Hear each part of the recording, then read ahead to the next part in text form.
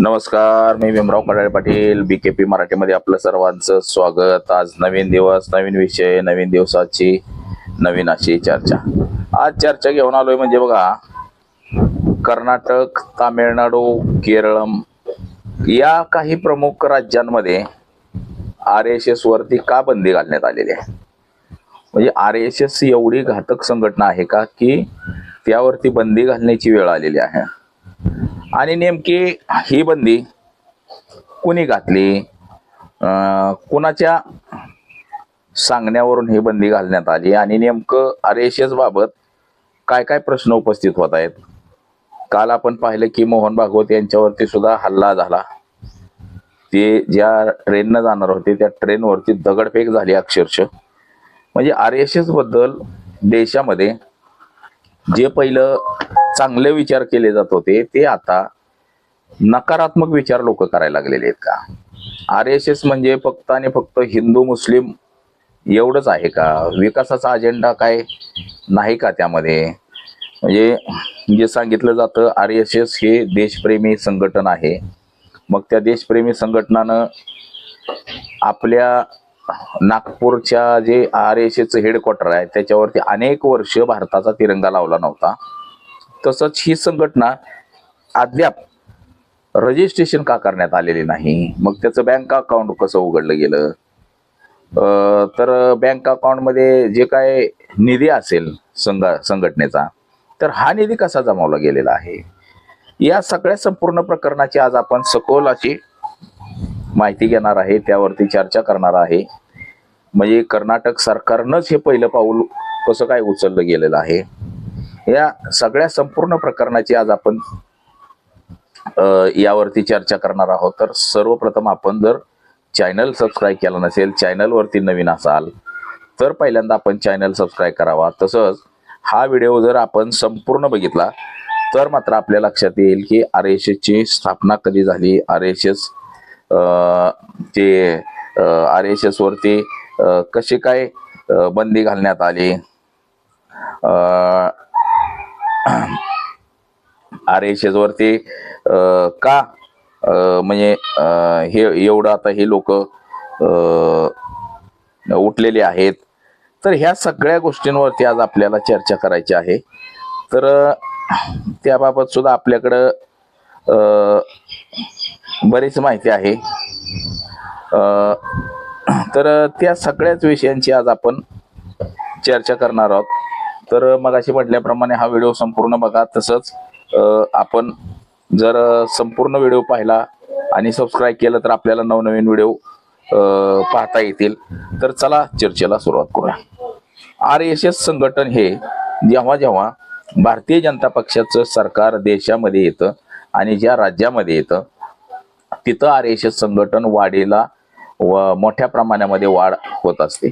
आणि त्याच राज्यांमध्ये जातीय दंगली होतात की हिंदू मुस्लिम, भारत पाकिस्तान अशा ज्या काही गोष्टी आहेत जातीयवादाच्या, ह्या सगळ्या RSS म्हणजे भारतीय जनता पक्षाच्या ताब्यात जी राज्य आहेत अशा राज्यांमध्येच ह्या सगळ्या गोष्टी घडत असतात. आता हे या सगळ्या गोष्टी त्या वेळेतच घडतात नेमक्या. तर RSS चे जे फाउंडर जे आहे, सुरुवातीला आपण RSS ची स्थापना कधी झाली आणि कोणी स्थापना केली हे यावर सुद्धा आपण चर्चा करू. की बघा, राष्ट्रीय स्वयंसेवक संघाची स्थापना ही 27 सप्टेंबर 1925 साली झाली आणि 2025ला 100 वर्ष पूर्ण झाली. ती 100 वर्षे शताब्दीचा उत्सव साजरा केला गेला. देशभर त्याचे कार्यक्रम राबवले गेले, देशभर त्याचा अजेंडा राबवला गेला, हे सुद्धा आपण पाहिलेलं आहे. आणि त्याचा जो स्थापना दिवस आहे तो विजयदशमी आहे. विजयदशमीच्या दिवशी याचे जे संस्थापक आहेत डॉक्टर केशव बळीराम हेडगेवार यांनी RSS ची स्थापना केली. आणि पहिली शाखा महाराष्ट्रात नागपूर या ठिकाणी पहिली शाखा मोहितेवाडा नागपूर येथे फक्त 17 स्वयंसेवक संघांनी ही शाखा सुरू केली त्या काळामध्ये. म्हणजे 1925ला डॉक्टर हेगडेवार यांनी ही RSS संघाची स्थापना केली आणि अवघ्या 17 लोकांमध्ये ही शाखा सुरू केली तिथली.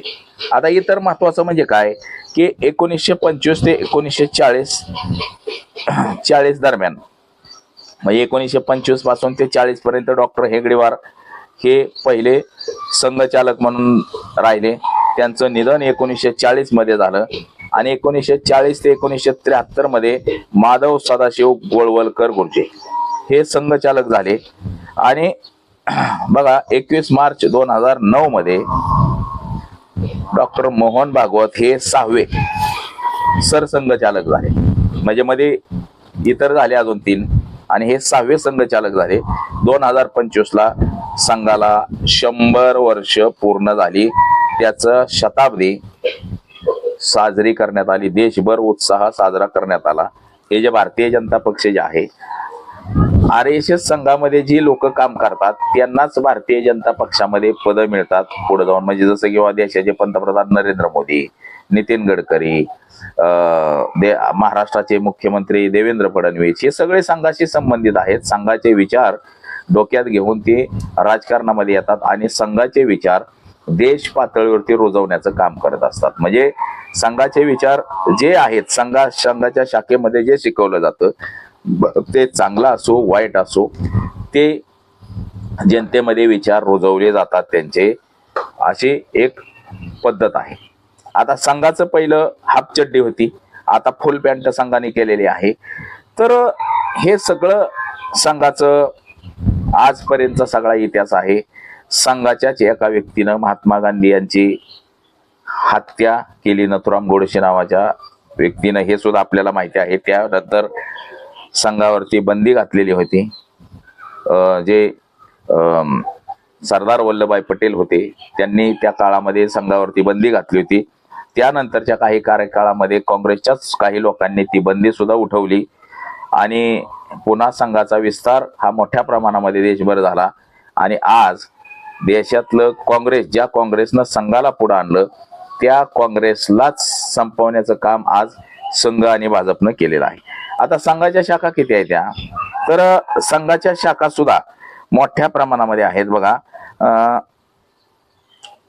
संघाच्या शाखा म्हणजे उपशाखा ज्या आहेत, उपशाखा किती आहेत ते सुद्धा आपण पाहिलं पाहिजे. म्हणजे जसं की बाबा बजरंग दल आहे, विश्व हिंदू परिषद आहे, पुन्हा पतित पावन संघटना आहे. ह्या ज्या संघाच्या ज्या मूळ शाखा आहेत ह्या सुद्धा मोठ्या प्रमाणामध्ये आहेत. म्हणजे संघाच्या उपशाखा ज्यांना आपण म्हणतो उपशाखा, आता संघाचे जवळपास आता 50 लाखापेक्षा अधिक स्वयंसेवक देशभर आहेत. संघाचे 50 लाखापेक्षा जास्त, आणि त्यामध्ये व्यापारी वर्ग आहे, नोकरदार आहे, वयस्कर लोक आहेत, वेगवेगळ्या प्रकारचे आहेत आणि ते एकमेकाला नेहमी भेटत असतात वगैरे वगैरे. आता हे विश्व हिंदू परिषद, बजरंग दल ह्या ज्या काही संघटना आहेत ह्या सुद्धा संघाच्या उपशाखा आहेत. आता हे सगळं असताना सुद्धा आजपर्यंत संघाची नोंदणी ही झालेली नाही. म्हणजे जसं आपण एखाद्या गल्लीतलं मंडळ असेल, राज्यातलं काहीतरी मोठं असेल, पक्ष नोंदणी असेल, संघटन नोंदणी असेल, धर्मदाय आयुक्त म्हणजे चॅरिटेबल ट्रस्टकडे आपण त्याची नोंदणी करत असतो रीतसर, तर अशी नोंदणी संघाची आतापर्यंत झालेली नाही. म्हणजे संघानं नोंदणी केलेली नाही आणि नोंदणी केली नाही म्हणूनच कर्नाटक सरकारनं RSS ला नोटीस काढलेली आहे, कर्नाटकच्या गृह विभागानं, की तुमची नोंदणी आम्हाला दाखवा. आता या अगोदर सुद्धा बघा तामिळनाडूमध्ये पूर्वी MK स्टॅलिनचं सरकार होतं, त्यानंतर आता विजय थालापतीचं सरकार आहे. आता थालापतीनं सुद्धा जात आणि धर्मावरती जो प्रचार आणि प्रसार करत असेल किंवा जाती धर्माच्या आधार घेऊन कोणी वाद पेटवण्याचा प्रयत्न करत असेल तर त्याच्यावरती कठोरातली कठोर कारवाई केली जाईल, असं विजय जे आता नवीन मुख्यमंत्री त्यांनी विजय थालापतीनं सांगितलेलं आहे आणि तसा कायदाच तिथं केलेला आहे. म्हणजे त्यांनी सुद्धा संघावरती तिथं बंदी आणलेली आहे. पुन्हा केरळमध्ये सुद्धा हीच परिस्थिती आहे. केरळमध्ये सुद्धा संघाच्या शाखा आणि संघ याच्यावरती बंदी आणलेली आहे. आणि आता कर्नाटकमध्ये सुद्धा बघा, कर्नाटकमध्ये नेमकं काय घडलं ते सुद्धा आपण बघा. कर्नाटकचे गृहमंत्री प्रियंका खरगे, म्हणजे जे मल्लिकार्जुन खरगे आहेत त्यांचे चिरंजीव आहे ते प्रियंका खरगे. या प्रियंका खरगेंनी जून 2026 मध्ये RSS ला नोंदणीबाबत नोटीस काढण्याची मागणी थेट त्यांनी केलेली होती, म्हणजे विधान भवनामध्ये. त्यांच्या कर्नाटकची असेंब्ली आहे त्याच्यामध्ये. आणि त्यानंतर RSS ला नोटीस काढण्यात आलेली आहे. आता त्यांचं असं म्हणणं आहे की देशात प्रत्येक फेरीवाला सुद्धा, म्हणजे जो फळ विकणारा माणूस सुद्धा नोंदणीकृत आहे. आता प्रत्येक मंदिरामध्ये हिशोब ठेवला जातो, मग RSS नोंदणीकृत का नाही? त्यांनी नोंदणीची कागदपत्र आम्हाला दाखवावीत गृह विभागाला. म्हणजे जो जातीय सलोखा बिघडतोय, राज्यांमध्ये वाद, जातीमध्ये वाद, भावाभावामध्ये वाद, पुन्हा हिंदू मुस्लिम जे देशभर केलं जातंय, तर याबाबत त्यांनी एक सकारात्मक पाऊल म्हणून घेतलेलं आहे. खरगे यांचे मुख्य आरोप काय आहेत बघा. प्रियंका खरगे हे कर्नाटकचे गृहमंत्री आहेत आणि त्यांचे मुख्य आरोप RSS बाबत काय आहेत बघा. RSS ची नोंदणी केलेली नाही, NGO किंवा ट्रस्ट म्हणून नोंदणीकृत नाही. मग इतकी मोठी संघटना चालते कशी? त्याचा हिशोब नाही. RSS ला निधी कुठून येतो, कसा खर्च होतो याचा हिशोब नाही. गुरुदक्षिणा म्हणून जी दिली जाते, हे गुरुदक्षिणा कोण देतं, कशी गोळा केली जाते, याचा सगळा आम्हाला हिशोब दाखवा. त्याचबरोबर सरकारी मालमत्तेचा वापर बघा. सरकारी मालमत्तेचा वापर सुद्धा RSS नेहमी करत असतं. जसं की शाळा, कॉलेजचं मैदान, मोकळे मैदानं, पुरातत्व स्थळे, RSS शाखांसाठी वापर. लहान मुलांच्या मनात विष पेरले जाते तिथूनच. म्हणजे हिंदू मुस्लिम कसं करायचं हे तिथूनच लोकांना सांगितलं जातं, असा प्रियंका खरगे, म्हणजेच त्यांचं जे सरकार आहे कर्नाटकमध्ये काँग्रेसचं, त्या काँग्रेस सरकारचा हा सरळ आरोप आहे. पुन्हा कर सवलत संघाला कशी मिळते, नोंदणी नसेल तर आयकर सवलत कशी मिळते. त्याचबरोबर आता जे सरसंघचालक मोहन भागवत यांना जवळपास 150 लोकांची जी सुरक्षा आहे, म्हणजे 65 ते 70 NGO हे जे आपल्या ज्या काय संस्था आहेत, या संस्थेचे त्यांना बॉडीगार्ड, सुरक्षा रक्षक आणि पोलीस असे मिळून 150च्या वरती आहेत. त्याचा रोजचा खर्च 1.25 कोटी रुपये आहे. म्हणजे वर्षाला जवळपास 17 ते 18 कोटीच्या वरती खर्च हा सर्वसामान्याच्या टॅक्स पगार टॅक्स जो जमा होतो, सर्वसामान्य जे करदाते यांच्यातून जातो यांना. आणि त्याच्यामुळं ही संघटना अधिकृत कशी मानायची असं सुद्धा या प्रियंका खरगे यांनी म्हटलेलं आहे. आता सरकारची कारवाई काय आहे बघा. तिथल्या 20 जून 2026 कर्नाटक सरकार कायदा आणण्याच्या विचारात आहे. 15 ते 20 दिवसात RSS सारख्या संघटनांना नोंदणी बंधनकारक करणारे नियम व कायदा होऊ शकतो. गृह मंत्रालयाने कायदेशीर तज्ञांची चर्चा सुरू केली आहे. आधीच्या कारवाया बघा.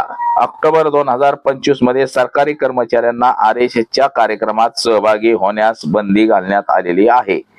4 शिक्षकांना कारणे दाखवा नोटीस काढलेली आहे. जे 4 शिक्षक या कार्यक्रमाला उपस्थित होते त्यांना नोटीस काढलेली आहे. तसंच मार्च 2026 KSOU म्हणजे म्हैसूर येथील RSSशी संबंधित परिषद रद्द केली आहे. पंचायत अधिकाऱ्यांचे निलंबन. RSS संचलनात भाग घेतलेल्या PDO म्हणजे प्रवीण कुमार यांचं निलंबन करण्यात आलेलं आहे. पण कटने त्याला स्थगिती दिलेली आहे. RSSची भूमिका काय?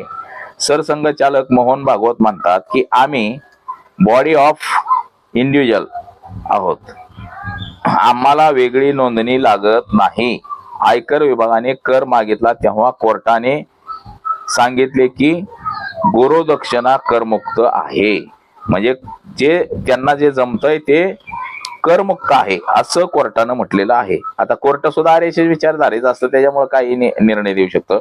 आता खरगेंचं आव्हान काय आहे? आरएसएसनं मला केशव कृपा मुख्यालयात बोलवावे, त्यांनी दाखवावे की कोणत्या कायद्यान्वये त्यांना सरकारला हिशोब देण्यापासून सूट आहे, किंवा माझ्या कार्यालयातील कागदपत्रे घेऊन यावे. मी चुकलो तर माफी मागेन, नाहीतर त्यांनी सुधारणा करावी असं खरगेंनी म्हटलेलं आहे. त्यानंतर कोर्ट आणि कायदेशीर स्थिती काय आहे? जानेवारी 2026 मध्ये बंगळुरूच्या विशेष न्यायालयाने खरगे यांना आरएसएस वरील वक्तव्याबाबत नोटीस पाठवली होती. खरगे म्हणाले की ही धमकावण्याची पद्धत आहे. भाजपने उत्तर दिलं. सीटी रवी म्हणाले, नेहरू आणि इंदिरा गांधींनीही आरएसएस वरती बंदी घालू शकले नाहीत, मग तुम्ही काय बंदी घालणार, अशी सरळ सरळ धमकी ही भारतीय जनता पक्षानं दिलेली आहे. आता नेमकी नोटीस काय काढलेली आहे हे सुद्धा आपण बघूया. अद्याप थेट आरएसएस ला नोटीस म्हणजे बंदीची पाठवलेली नाही, हिशोबाची पाठवलेली आहे. पण गृहमंत्री प्रियंका खरगे यांनी सार्वजनिकरित्या नोंदणीचे कागदपत्रे मागितले आहेत आणि सरकारी कायदा आणून नोंदणीची सक्ती करण्याची तयारी केली आहे. मंत्री एच.के. पाटील म्हणाले की गृहमंत्री विचार करत आहे, पुढे काय होतंय ते बघू.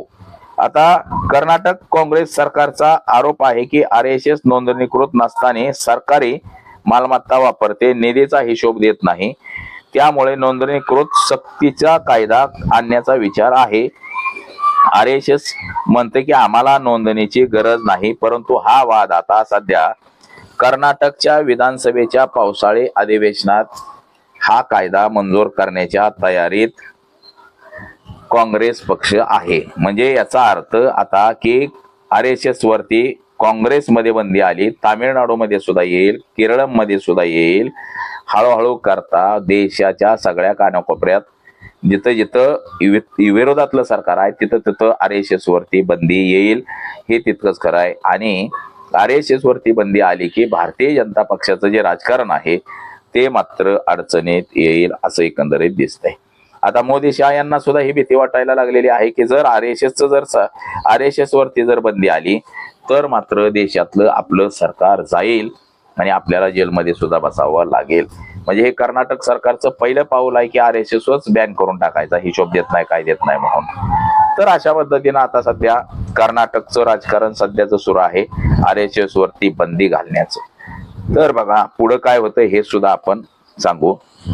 तसंच आपण चॅनलवरती नवीन असाल तर चॅनल पटकन सबस्क्राईब करावा ही सर्वांना विनंती. आणि चला आता इथंच थांबूया. माझा सहकारी कॅमेरामन अनिकेत मी भीमराव कडाळे पाटील, BKP मराठी, इंदापूर, पुणे.